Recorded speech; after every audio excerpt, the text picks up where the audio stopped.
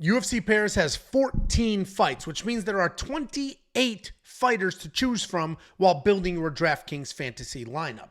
My name is Angelo. This is We Want Picks. And I'm going to break down the entire UFC Paris fight card, giving you my picks, predictions, and DraftKings fantasy plays. But before we do that, let's take a look at the wild success the community has been having. If you don't know, we have a website. And on that website, we have all sorts of tools and insight and information that not only help you with bets, but also help you build DraftKings fantasy lineups. And this group of people have put up over $600,000 in winning DraftKings fantasy tickets. They've done so by using the tools and the insight and the breakdowns. If you want to join that community, if you want to support us, if you want to unlock the tools, unlock the bets, unlock the fantasy information, you can do so now. It's $10 for an entire month. One full month. So that's 4 events for $10. Just go to WeWantPicks.com, click Become a Member at the top, and you will instantly unlock everything you need for UFC Paris, UFC 307, and the 2 fight nights after that. Here's a look at some of the tools. The DraftKings Optimizer is one of those tools. This optimizer is going to build DraftKings fantasy lineups for you. A couple click of the buttons, and it'll spit out 150 lineups. It's preloaded with the best ownership projections on the planet. You're also going to get access to the Slate Sleuth. I am filming this earlier than usual, so it's not populated yet because we wait till the weigh-ins are over before finalizing the ownership projections and some of the other numbers, because weigh-ins absolutely affect ownership projections and scoring projections. But you're going to get the full Slate Sleuth. It's going to let you know some of the top plays, who should be a GPP pivot, some live underdogs, some fades as well. You're going to get the cheat sheet. Again, this will be populated after the weigh-ins on every Friday, preloaded with the fighters, their salaries, the ownership projections, the scoring projections, any leverage plays you may need, and what pool they should be in, whether it's a cash game or a guaranteed prize pool. All of these tools and more available right now. WeWantPicks.com. Click Become a Member at the top. By far the most robust offering on the planet at the lowest possible price. We have almost 4,000 premium members. I thank every last one of you for the support, and I'm inviting everybody else to join us and join them. WeWantPicks.com. Click Become a Member at the top. Let's go ahead and break down this card. I'm going to try to keep this quick. Sometimes I start ranting and raving about God knows what, but we have 14 fights. Some of these are very obvious. We also have some very obvious fades here as well. Some high-priced people that score like absolute trash. So let's go ahead and break it all down. We're going to open up the card with Bolaji and Chris Duncan. Bolaji, a pricey $8,800. He was $9,500 in his last fight, barely put up 60 points. And he is a exciting striker. He's got a decent jab. He's got a lot of power. He'll pump that jab out there, try to set things up. He'll explode in the combinations trying to rip your head off. There is one punch power in there. But if he doesn't knock you out, he's not scoring well because he'll win a decision with some okay volume. And this is a fight where a lot of people think he is going to win because he should be the better striker, certainly faster. But I don't think he's going to win. I think Chris Duncan's going to win. Chris Duncan's also a good striker. He's also heavy-handed on his side. He's tough as shit. He's never out of a fight. In multiple fights, this guy was almost unconscious. We saw it on the Contender Series. We've seen it in other fights as well, where he is almost knocked out, rocked, wobbled, down bad, just to rise up, move forward, let the hands go, and win those fights. Chris Duncan is tough as hell, good offensive striking. The defensive striking kind of sucks, which is why he gets hit so often and why he ends up in situations where he has to rise from the dead. But I think Chris Duncan can win this fight. One of the issues with Bolaji is you can touch him up with a jab. If you just keep your hands in his face, you can touch him up. Chris Duncan will do exactly that. I think Chris Duncan can win this fight, and I think Chris Duncan at $7,400 might be an underdog that you want to take a look at. He also has some takedowns. He has 10 takedowns in the UFC. That includes Contender Series, which you don't see here. But I'm liking Chris Duncan, and I'm loving how low his price point is. Then we have Jacqueline Cavalcanti stepping up on short notice against Nora Cornolle. Listen, another fade. Jacqueline is an absolute fade here for 2 reasons. One, again, I don't think she wins. I'm going dogs early on this card. And 2, she doesn't score well when she does. She's $8,700. She beat Zara Farn, didn't cover the salary. Beats Jose and Nunes backing up the whole time. Doesn't cover that salary. Jacqueline Cavalcanti is good. She's a long striker. She uses footworks and feints pretty well to manage that range. She does a good job keeping something in your face, right? She's putting things out there. She's staying in your face. She is not going to work in takedowns. She might lean on you for a little bit of cage control, but for the most part, she's trying to keep the distance and trying to strike. I think she lost her last fight. It's a trash take. People hate that I think that, but I think she lost that last fight. She was backing up the entire time, and I said it before that fight, and I'm saying it again now. Jacqueline Cavalcanti doesn't fight as well backwards as she does forward. When she's always on her back foot just throwing, and she might connect, but she doesn't fight as well going in that direction. And that could be a problem here because she's fighting Nora Cornolle. Nora Cornolle not only is the local fighter, not only is a fighter who was already on this card and not stepping up on short notice, but she's got great forward pressure and finishing ability. She doesn't stop moving forward. Nora Cornolle is a violent striker. She has some power. She's got some aggression. She does a great job of using everything, right? She'll elbow you if you're against the cage. She'll knee you in the clinch. She'll kick at range. She uses all of those tools. She doesn't really wrestle that often, but if she ends up on the ground, she's got good BJJ as well. I think Nora can win this fight. And I think it's just the fact that she was already on this card, so she's got a full camp, and she's going to move forward. I already have said I was wrong in my pick last time because I picked Jacqueline to lose, and Jacqueline won. But I don't think she looked that good. It was a split decision, and I think that just backing up isn't great optics, let alone when you're fighting in another country against a local person. I think Nora can pull this off. Another great price point for a dog. Obviously, she doesn't score insanely well, but she did do, I mean, there's not going to be a finish here, so we can't look at the Mullins win. We got to look at the Edwards one. Honestly, I think this was a gift decision, so I don't think she necessarily won that fight, but they gave it to her anyway, and she essentially covered the salary. You're going to need some dogs in your lineup. We'll keep looking at the rest of this card, but I think Nora is one to keep in your back pocket at this price point because I think she can win this fight, certainly if she tries to work in a little bit of wrestling and a lot of forward pressure. Then we have Daniel Barez and his massive head, which we are being spared from because this is just a picture of his flag, taking on Victor Altamirano. Daniel Barez, $8,400, so he is the favorite, but it's very slight. He's a fireball. He comes out, he sets a pace from bell to bell. He can be fast. He is powerful. He's got some boxing, slick BJJ, takedowns when he needs them. He does trust his BJJ enough to chase things. And sometimes he chases too far, falls right off the top. But it does seem to score well for the judges. He's got a bunch of close decisions on that record.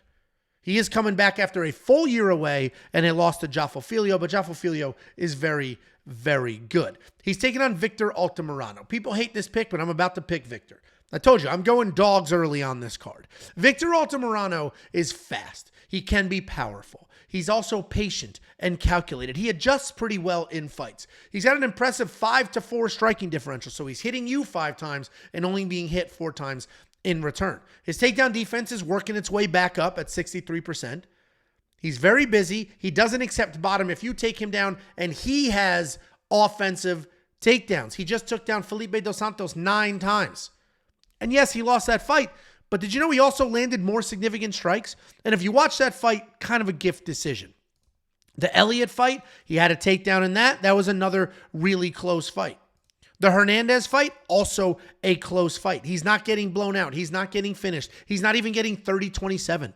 He's losing split decisions and really, really close fights. Victor Altamirano is better than his total win-loss record in the UFC, and I think he can pull off a win here. Those 3 UFC losses are very close. He's an absolute gamer in every single one of them, and I think Daniel Barez might chase a little too much, might come out a little too aggressive after the long layoff, and I think Victor can win here. I don't know if I'm going to spend this money, though.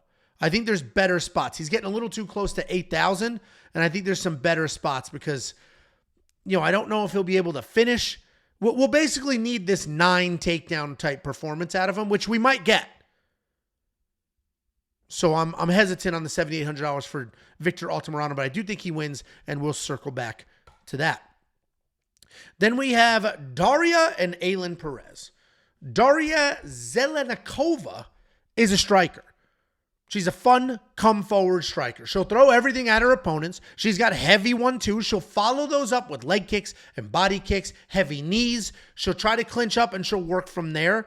She just loves to walk you down. She loves to outwork you. Everything she throws is with 100% intent. She is trying to finish fights. With that being said, she can be taken down. This fight specifically, the Montserrat Rendon fight, she was taken down a handful of times. But she was still given the decision because of that pressure, because of the fact that she's bombing away, because of the fact that she's trying to win the fight. And the judges in that fight didn't appreciate the wrestling on the other side. But she's got a very different opponent here. She's fighting Ailin Perez. Ailin Perez is a different kind of wrestler than Montserrat Rendon was. Ailin Perez is just non-stop forward pressure. And yeah, if you spend $10 on her OnlyFans, I think you can see her butthole. But if you spend $10 on We Want Picks, you'll get all sorts of picks, bets, tools, and more. No butthole pictures, but if you DM Jacob, maybe he'll make an exception. And the reason I say that is because we got a little bit of action on Ailin Perez on the betting side of the house, and I think you should have some action on the DraftKings side of the house as well. $9,100 seems expensive, but she scored 110 in that last fight.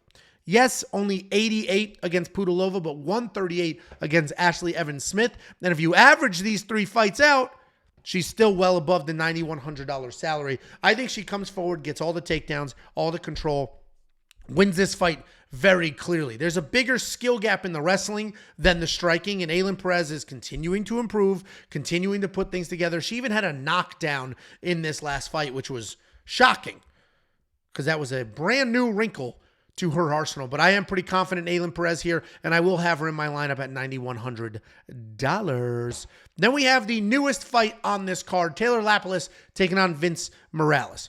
Do not put Taylor Lapilus in your lineup. Got it? Got it. He is a decision machine. Yes, he has a finish if you go all the way back to 2015. 2015, when he was in the UFC at a very young age before leaving, getting his shit together, and then coming back. But Taylor Lapilus is not a finisher. He will win this fight.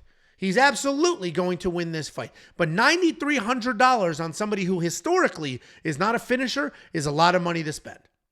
He's a great kickboxer, incredible footwork. He does a very good job working in and out of range. He'll come in, he'll light you up, and he'll leave before you can even land something. He's out of that pocket, gone before you know he was even there. Taylor Lapilus is very good, and he wins this fight. But again, I'm not spending $9,300 of my $50,000 salary on a fighter who has broached that number one time, and it was 9 years ago. You have to go back 9 years for him to cover that salary. Not doing it. He is fighting, not Daniel Barez. He might be able to finish Daniel Barez. He is fighting Vince Morales. Vince Morales was cut from the UFC in 2022. Since then, he's put together 5 wins. All 5 wins have been by stoppage. He did what he was supposed to do. The UFC was like, dude, you're not winning at this level. Go get some other wins. So he went out there, beat the shit out of a bunch of local people, got the wins, and now he's back in the UFC on somewhat short notice. And that's fine. I don't think he's going to win this fight, though. He is a decent striker. He's got some okay boxing. He'll make up for any technical gaps he might have with just forward pressure and staying in your face. He's always moving. He's always working towards something. There is some legit power in there. I don't think that matters, though, because I think Taylor's just too good with the footwork. So if you're just charging forward, Taylor's gone. Taylor's out of there. He touched you, and he pieced out. So Taylor Lapilus wins. Do not spend your money. I don't think he's going to finish Vince Morales either. Vince Morales has been finished before, but these are by finishers. Chris Gutierrez with those nasty leg kicks, great striking. That's the only person that finished him in the UFC. He's been finished outside of the UFC, but Taylor's not a finisher. So why would we expect to finish this time out? No to Taylor. Then we have Ludovit Klein and Roosevelt Roberts. Ludovit Klein is juiced $9,600. He's a minus 900 favorite on the betting odds. If you don't know what that translates to, basically you would have to spend $900 to get 100 in profit. So a 9-1 favorite. He's $9,600 here, which is very, very expensive. And I am a little bit hesitant about that. Because on one hand, I think he wins this fight. I think he dominates this fight, and he probably finishes. And if we go back to the Cunningham fight, which were similar circumstances, he was the same $9,600. He had a low-level opponent in Cunningham. Cunningham did step up on short notice in that case, so it was a little different. But he scored those points in that fight. 135 points in that fight. I don't know if that's going to happen here. I think he smokes Roosevelt Roberts. But he may have to do it with the wrestling like he did against Ignacio Bahamondes, because Ignacio Bahamondes is long and lean and can give you issues. Roosevelt Roberts is long and lean and can give you issues. So we might see Ludovit Klein shooting takedowns and controlling from there. Either way, I do think Ludovit wins. I'm pretty confident in him to win. I'm not sold on him in my lineup just yet, because while he is so much better than his opponent and his opponent can get finished and he can win by finish, he's another guy that's not, frankly, a wild finisher. He did it when he was supposed to. He beat the shit out of Thiago Moises, but he only scored 89 points doing it. And now he's at 9,600. So, again, I think he wins. Very confident he wins, but let's finish this breakdown before we figure out if he's in the lineup or not. We will take a quick look at his opponent, Roosevelt Roberts. Roosevelt Roberts is very long. He's a decent striker. He's been in and out of the UFC, if we scroll back, since 2018. He's got a decent UFC record. It's not awful. He was on Ultimate Fighter, had a little bit of success there, 1-1 on the Ultimate Fighter. He's a long guy. He's got fast hands, good movement. He uses his jab well. He sets up leg kicks pretty well. He's got good offensive submissions because he is long and he uses that length. But he is a guy who can be finished, and he is a guy who, frankly, isn't that dangerous offensively. He can sneak out of submission because he's just so damn long and he's got those skinny arms, but he's not wildly dangerous. He's not somebody you have to worry about on your feet. Ludovit Klein's too well-versed, too good to be caught in anything. You got to just ignore Roosevelt Roberts and this $6,600 price tag. And then we have Oumar Sy and Dawoon Jung. Oumar Sy will be in my lineup. I will have Oumar Sy in my lineup. I think he wins this fight. I think it's very, very straightforward win. I think he can get the takedowns if he wants them. I think he can outstrike Dawoon Jung if he wants to. Oumar Sy is a guy that the UFC is looking to promote. He's a local guy. He's dangerous as hell. He is undefeated in his career at 10-0. 8 of those wins are stoppage, which also means he went to decision 2 times. So he's not a guy that's going to death gas. He's not a guy that's going to fade on you and disappear. He is a guy that can win a fight on the feet, on the ground, or a decision. I think he dominates this fight. I think he's set up for success, and I think he ends up scoring his points. We only have a 1-fight UFC sample size here where he landed literally 0 strikes, had 2 takedowns, ultimately got the finish, and he still put up 107 points. So I do think he covers his salary. I think he's worth that price point. If we look at the other side of that fight, we got Dawoon Jung. His claim to fame was a 16-fight unbeaten streak. We went to a draw with Sam Alvey at the tail end of it, but he still got the 16 fights without losing. And there's some quality wins in there. Kennedy Nzechukwu decent. William Knight, terrifying human being. Dawoon Jung just took him down, bodied him, took him down 8 times. And we've seen Jung knock people out. We've seen him decision people with 8 takedowns. We've seen him submit people. Dawoon Jung's a very well-rounded guy. But he is on this 3-fight skid. Dustin Jacoby put him out. That chin was gone. Devin Clark sort of pushed him around a little bit. Devin Clark's not very dangerous. Fine. Carlos Ulberg subbed him. I mean, Dawoon Jung is starting to fall off. And I think that's why the UFC made this matchup. The UFC wants Oumar Sy to be successful. He's a local guy. He's a guy that they can hype in or out of that region because he's very exciting, has a ton of finishes. And Dawoon Jung has a highlight reel that they can throw up on that screen to convince you that he's the most dangerous guy on the planet, just so that we can see Oumar Sy take him down and submit him almost instantly. Oumar Sy will be in my lineup. I don't think Dawoon Jung gets it done. Then we have Jan Cutelaba taking on Ivan Erslan. This is a pick your side kind of matchup. We also have there's 14 fights and there's a couple of close matchups here. So we have a very rare $8,300 price point. Typically, we're getting even numbers. We're not typically getting some of these odd numbers like this, but we got an $8,300 price point. And I think Jan Cutelaba can certainly win this fight. I think it's a 50-50 fight. I'm surprised that the odds even have a favorite here. And they are moving up and down slowly, right? You'll see Jan is almost even, then a little bit of a dog, and the other way around. Right now, he is a square betting underdog.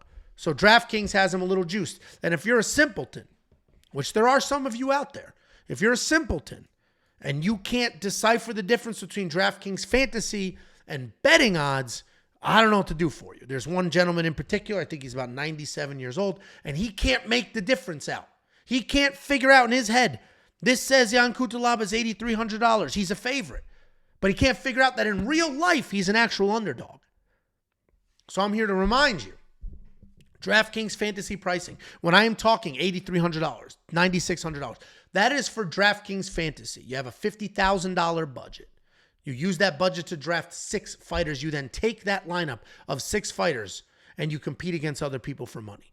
This is not betting. If you want to place a bet, you got to go to a sports book. That may also be DraftKings. But those are very different odds. And in this case, there's 2 fights on this card. In this case, we have a DraftKings fantasy number, which is different from the betting odds. In this case, DraftKings fantasy, when they dropped this line, Jan was the favorite in real life. He no longer is. So Cutelaba, $8,300. If he wins, is worth that money. 108 in this win. Let's go back 14 years for his last win, 127. Even in the draw with Jacoby, 89 points. This guy puts up numbers when he wins. 119 against Roundtree. 107 against Antigulov. 131 against De Silva. When he wins, he puts up numbers. The problem is when he loses, he's an absolute bum. And he typically gets finished. He's a kill or be killed kind of guy. He has enough power in his hands to knock you out. He's got enough wrestling to drag you to the ground, take you down, beat you up. He's very dangerous, but also very chinny. He's not a guy that you can full-blown trust. I would not have him in a cash game single entry lineup because you really just need 6 winners.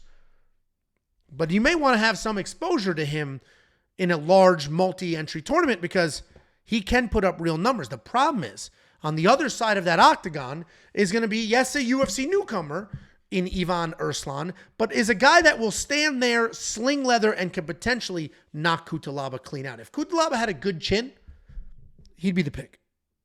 Because Cutelaba can wrestle, and Ivan Erslan cannot wrestle. Big skill gap there.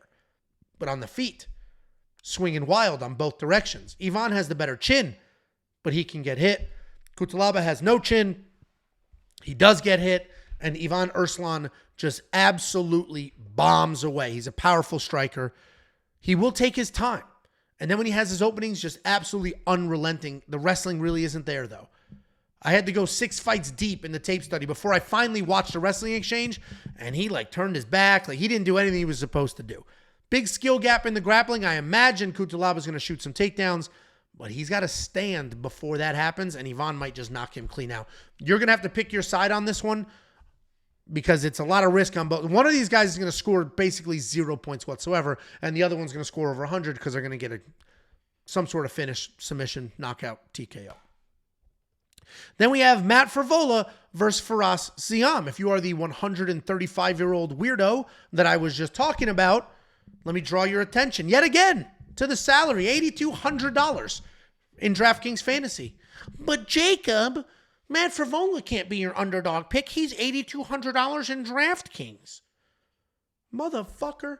Who's talking about DraftKings Fantasy? Jacob's picking betting underdogs. Matt Frevola right now on your favorite sportsbook is plus 112. That is a full-blown square betting underdog. And if you can't, I'm not being sarcastic.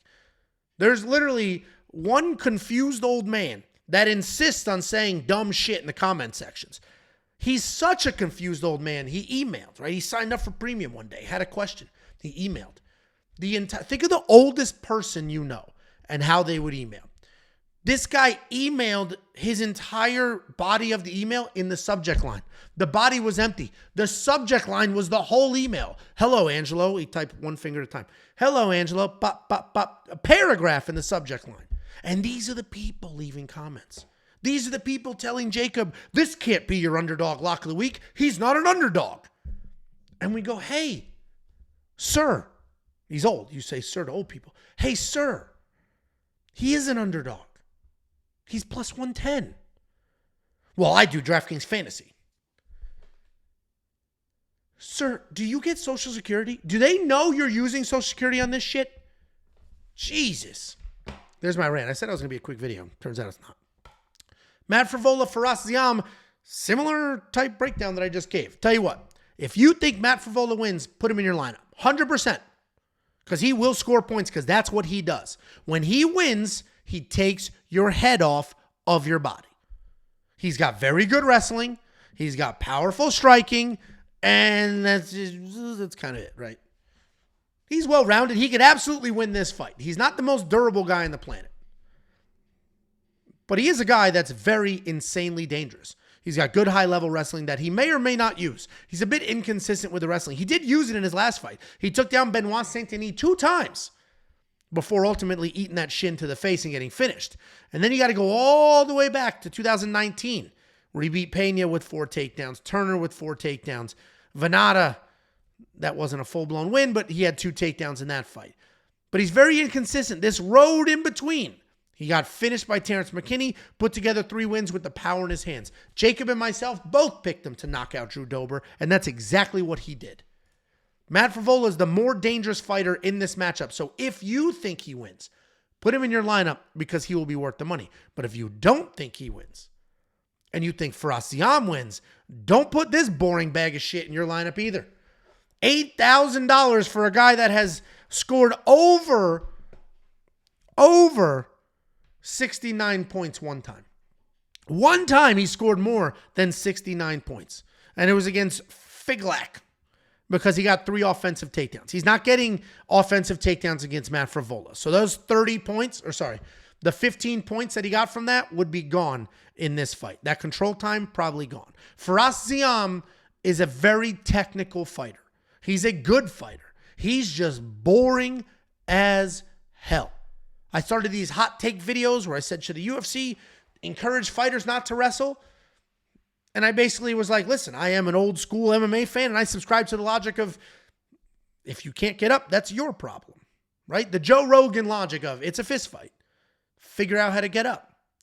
But I also am a normal person that understands the UFC is a sport that doesn't care about the winner, right? This isn't football where you have generations of fans rooting for a team and they want their team to go to the Super Bowl and they'll buy the merch no matter who is on the team.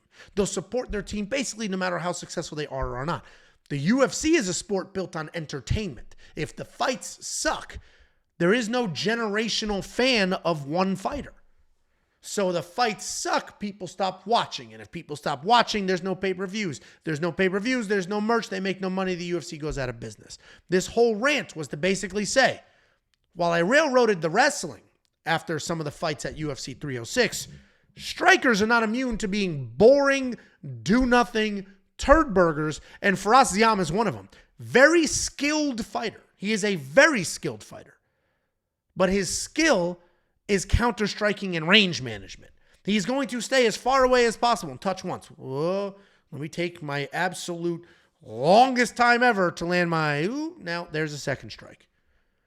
You know, this guy lands fewer than 3 significant strikes per 15 minutes. 3 significant strikes a minute over a 15-minute period. Do you know how insane that is? Less than 3. If you sat there for a full minute, I'm not going to be silent for a full minute. That would feel like an eternity. 3 significant strikes. That's how low volume he is. This whole rant is to say, I actually think he might win. If Matt Frevola doesn't sleep Firas Ziam in the first 5 minutes, Firas Ziam's winning this fight by dancing around on the outside, landing 1 strike at a time. No world is Firas Ziam in my lineup. Even though Matt Frevola can be and has been finished several times, I don't see Firas Ziam doing it. Then we have Gabriel Miranda and Morgan Charriere. He just sounds so fancy. He sounds like a fancy French dessert. Would you like some Charriere? And he is kind of fancy. He's got fancy hair. His fight style's not fancy, though. He's a dog. He's very explosive. Mostly a striker, pretty light on his feet. He stalks his opponents, then he'll leap in the punches. He'll leap into exchanges, and he looks to take your head off. He's got insane cardio. He's not a guy that you can break with pace or pressure. He's got good takedowns, great takedown defense. He's very, very, very good. He just lost to Chepe Mariscal, and if you go watch that fight, a lot of people think he won it. He had 2 takedowns over Chepe Mariscal, who's supposed to be a collegiate wrestler. He had a reversal. He had almost a full round of control time. I believe he landed more strikes. Morgan Charriere had a phenomenal performance, and then Chepe went on after this fight to dominate. Morgan Charriere is very, very good. I love the cardio. I love the takedown defense, and he's going to need the takedown defense against Gabriel Miranda because Gabriel Miranda is a specialist. Striking's not great. Takedowns are pretty good, but it's the jiu-jitsu. He's a nasty, slick submission guy that will snatch your head, snatch your neck, just grab whatever he can, whenever he can, and get it done. He was giving Benoit Saint-Denis a little bit of trouble before ultimately getting finished. And while Morgan isn't like a prolific finisher, he's not taking people's heads off, he's not wildly dangerous. What he is, though, is a high-paced guy that doesn't really get into harm's way, that can fight any fight. He can grapple, he can strike. He can be defensive. He can be offensive. Morgan Charriere is a guy that I'm confident in. I think he wins. But I'm a little hesitant with DraftKings Fantasy because he would have to finish Gabriel Miranda, which is possible, right? We watched Saint-Denis do it, but Saint-Denis is a finisher. He'd have to finish Gabriel Miranda, and I'm a little on the fence if he does that or not. Because I can see Morgan defending the takedowns and piecing him up, and Gabriel's tough. He's not a quitter. He'll just take his beating, and that's the end of that. Morgan Charriere is the pick, but maybe we spend our money in other places. Then we have Brian Battle and Kevin Josette. Brian Battle is the favorite here, and he should be the favorite. I'm a huge Brian Battle supporter. Brian Battle is somebody that we have watched evolve in front of our own eyes. He started as a fat kid, then found mixed martial arts, put in the time, put in the effort, literally transformed his body. And somebody with that kind of dedication that has gotten to this level is somebody that you can trust is improving, is putting in the time, putting in the effort. Brian Battle is very good. Does he have the cleanest skills? No. Is he a guy that you can be 100% sure is not going to quit on you, is going to put in the time, is going to be there, is going to be ready to go? Yes, 100%, absolutely. The most impressive fight I ever saw was the loss to Fakhretdinov. That guy never stopped. He never stopped.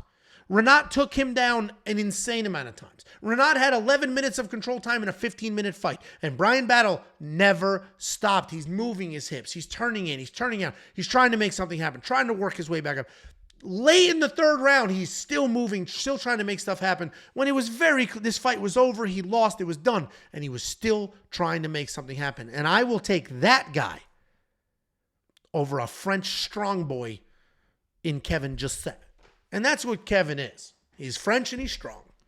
He plots forward, low hands, low volume. We did see a ton of volume out of this Song Kanan fight with 134 significant strikes, but the reality is that was a one-off because he is kind of a low volume guy.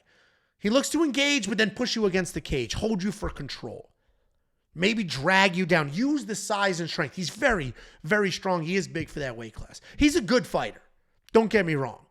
But his whole thing is, let me slow this pace down so I can impose my will. I don't think Brian's going to give him that opportunity. I'm 100% certain Brian has more than 15 minutes of cardio in him. I'm 100% certain that even if Kevin Josette somehow manages to drag Brian Battle to the ground, he's not just going to hang out. He's not going to relax. Kevin Josette doesn't really have that one-punch knockout power. He's not going to be able to submit Brian Battle. I think Brian Battle wins this fight, and I think I'm going to shoot my shot and throw him in my lineup. Kevin Josette's very good. He's not a guy that you're going to see get finished. So it might be a bad decision to put him in my lineup, and I might be biased here, but I'm very high on Brian Battle. There's certain people you can trust, and he's somebody I can trust. So I do think I will have him in my lineup, and I'm very confident that he wins this fight. And then we have Joanderson Brito and William Gomez. Another interesting matchup. And William Gomez, well, we'll break him down next. We'll start with Joanderson Brito. Joanderson Brito is quite literally the most dangerous guy in this division. And it's not even close. He's on this 5-fight win streak, all 5 wins by stoppage. A mixed bag of TKOs and submissions. He can knock you out with one punch clean. 3 minutes ago, when I was talking about how good Chepe Mariscal is, Joanderson Brito took a life out of him. Knocked him out so bad, his soul left his body. The Ghostbusters had to come with that vacuum thing, suck it up, and then shove it up Chepe's ass and then push the ghost of his body, his soul, back into him through his butthole. That's 2 butthole references in one video. Joanderson Brito is dangerous. Giant one-punch power. Fantastic submissions. My one and only, I think he dominates here. My one and only concern is this 5-fight win streak. Sometimes people can be victims of their own success. He's so good. He's feeling it. Jonathan Pierce was taking him down at will, was winning the fight. Said, do something, boy. And then he did say, he subbed him. You redneck idiot. How stupid did you feel? Do something, boy. Dumb fuck. Anyway, My concern is that 5-fight stoppage win streak. He literally could be feeling himself. And he literally, well, not literally, because then that's disgusting. But he could be feeling himself, caught up into his own hype, not training the extra, not pushing himself the extra 5 minutes in training to make sure he has that cardio.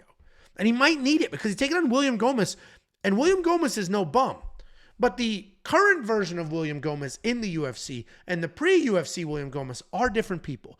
Pre-UFC William Gomez is a typical fighter that you would get with this French flag. The Savat style. The current version of him is the typical French guy. Take your time. Avoid danger. Low volume. Fight with technique. Just the distance, precise striking technique. The pre-UFC William Gomez is far more dangerous, though. He does have power in his hands. He can work in the jiu-jitsu and the takedowns. He has a Muay Thai striking style, opportunistic grappling. We saw him finish Yanis Gamori, but Yanis Gamori has never and will never be a UFC level fighter. This was a gift from the gods. And he's still here. You want to learn about William Gomez? He got a finish in a fight. He finished a fight and still put up fewer than 70 points. That's William. Can't have him in your lineup. So the question just becomes, is Joanderson Brito worth the money or not? Joanderson Brito should win. William's not dangerous enough to do anything to Joanderson. The only real danger here is William dances around so much that Joanderson 5-fight first round or 5-fight win streak, first and second round, didn't do the extra rounds in training, doesn't have the little oomph that he needs to push through, blows his load, slows down, loses 2 rounds at the end, or gets screwed in a weird home decision. That's the risk. And I have that in the back of my head. I don't know why I have it in the back of my head, because Joanderson Brito should blow through William Gomez. And if you feel that strongly as I do, then probably have him in your lineup. Because if he wins, the numbers are there. Then we have our co-main event of the evening in Nasruddin Imavov versus Brendan Allen.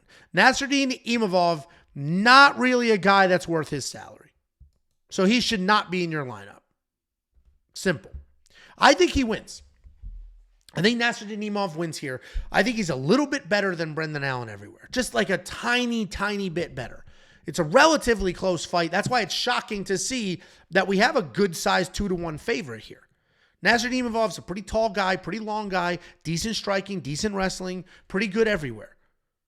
He'll pump a jab. He'll do all the right things. His body is where it's supposed to be. He's doing all the things he's supposed to do. He did just come off that win over Jared Cannonier where we finished him in the 4th, but that was a very, very close fight getting there. A very close fight. He looked really good against Chris Curtis. This was the best he ever looked, was in the no contest because of the headbutt. That's the best he's ever looked. This version that had 3 takedowns early, that was pressuring, that didn't care about the striking, that version is a very dangerous guy. I do think Imavov wins, but I'm not spending $8,900 on a guy that can barely get past that in dominant wins. He's taking on Brendan Allen. Brendan Allen is a guy that you may want to throw in your lineup. He's probably the best $7,300 fighter we've had. Literally.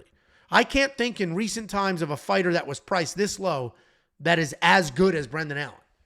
This isn't a mismatch. This should be a 50-50 fight. Brendan Allen is on a 6-fight win streak. 6-fight win streak. 5 submissions. 1, 2, 3, 4. No, sorry. 4 submissions. Wait, is it a 5-fight win streak? 1, 2. Yeah, there we go. 3, 4, 5, 6. There we go. 4 submissions, 2 decisions, a 6-fight win streak. He's coming off that win over Chris Curtis. That was a very, very close fight. That 5th round is probably what saved it for Brendan and what gave him the nod. But Brendan Allen's good. And he's had an interesting career because he started as a pure grappler, nonstop grappling. Then he overcorrected, became just a striker. And that's right when his record was a little patchy here. The Punahil Soriano fight, didn't really wrestle. Sean Strickland lit his ass up, but that's fine. Sean Strickland went on to become the champ. Like when it was a little spotty, had a couple of those losses. The Chris Curtis one originally knocked him out cold. He wasn't fighting the way he was supposed to fight. He went from wrestler to striker, and now, luckily, he's in the middle. He's an MMA fighter. He can do all the things. I think he's a great dog here. Like I said, I think Nasruddin is just a tiny bit of a better wrestler, a little bit better of a striker. So I don't know where Brendan's going to take over. If he has really well-timed shots, you can take down Nasruddin. But I don't know if he will. So I'm on the Nasruddin side, but listen, you have to build a lineup with 6 fighters. Brendan Allen at $7,300 is very, very, very enticing. You can't really look at his losses because he got smoked by Curtis and Strickland, so he didn't score well. Like, we don't have a decision loss to look at. But I think he's a decent underdog at $7,300. And then we have our main event of the evening. Benoit Saint-Denis will probably be in my lineup. He's an insanely high pressure, forward pressure, in your face, try to get the finish kind of guy. It just sits so squarely in that category. There's no like, well, he can be technical. No. He's basically the Dricus du Plessis of this weight class, but more dangerous. Just charges forward with reckless abandon, not a care in the world. He's got that sling blade jaw. If you don't know what sling blade is, Google it. It's a movie. Sling blade. That is Benoit Saint-Denis. Just the simple guy trying to do simple things like take your head off your body. And he has been doing that. His UFC debut was against Eliza Zaleski dos Santos. He got his ass kicked so bad, they fired the referee for not stopping the fight on the spot. Right after that fight, Eliza Zaleski beat the shit out of Benoit Saint-Denis. Like, bad. They should have stopped the fight. That ref should have stopped the fight, and he didn't. So then after he reffed that fight, they're like, yeah, go home. You're done here. You suck at this job. But then, because Benoit Saint-Denis is a former Special Forces fighter, well, not a fighter, but former Special Forces in France, and because he's a professional fighter and he's a special kind of guy, you can't break him mentally. So he came back, beat Stolze, beat Miranda, beat Bonfim, beat Moises, beat Frevola. Got his big shot with Dustin Poirier, beat the absolute piss out of him for 5 minutes, and then ate a big one in the second round. Just ran into a right hand. But normally, when something like that would happen, I would say, well, I don't know how, let's see how he bounces back, and we'll see. That might have taken, he might be a little hesitant now, and if he's hesitant, Moicano, no. We saw what happened when he gets the absolute shit kicked out of him. Nothing. He dusts it off, he moves forward, and he works towards his mission, which is winning. Benoit Saint-Denis is the most dangerous guy, or one of the more dangerous guys in this weight class. He can get the takedowns, he can get you a finish on your feet, he can finish you on the ground with submissions or striking. Very, very dangerous. He's fighting Renato Moicano. Renato Moicano is also very tough, but his body fails him. His chin fails him. He did beat Drew Dober in a back and forth slobber knocker, if you will. But Drew Dober blew that for himself. I believe it was the third round where he took himself down. He tried a lateral drop. It failed. Renato ended up on top. That round was gone. And that's it. He gave the fight up. Jalen Turner, he was almost unconscious. Renato Moicano got dropped, was laying there like this. Jalen Turner turned around and walked away, thinking he was going to get a walk-off knockout. But the referee was like, he's not that unconscious. Like, he's still moving over there, and you're not on him, so there's no danger. So that gave Renato got up. They kept fighting. At that point, Jalen Turner had his adrenaline dump, and Renato took over and finished that fight. So that does show you how tough Renato Moicano is. He got through that, didn't quit on himself, came back and won. Renato Moicano is a BJJ black belt. Striking's pretty good. Is it amazing? No. But it's good. It's technical. It's busy. If Renato Moicano can drag this fight out, can make it go long, can get his own takedowns, he can have some success, because Benoit Saint-Denis is good and dangerous on the ground, but he's good and dangerous on the ground on top, not necessarily on bottom. I am squarely on the Benoit side, though, so no Renato Moicano for me at $7,200. Let me know what you guys think. I'm curious your picks. That's the breakdown. Become a premium member. I mean, this is the success. Go to our Discord. All of these are publicly posted tickets. It's not an accident. It's not a coincidence that in a year's time, $600,000+ worth of tickets were sent our way. Thanks, guys. I watched the show. I'm a premium member. Every single one of these is only from premium members. I only share premium member tickets. You have access to the DraftKings Optimizer preloaded with the ownership projections, the Slate Sleuth, the cheat sheet. All of this is available, and this is only on the DraftKings Fantasy side. Similar offering for FanDuel minus the Optimizer. We have data, insight, picks, bets, and artificial intelligence. $10 a month. Literally nobody on the planet can compete with this. I think every last one of you. Hopefully we cross 30,000 subscribers this weekend. If not, we will next. Thank you so much, and good luck this weekend.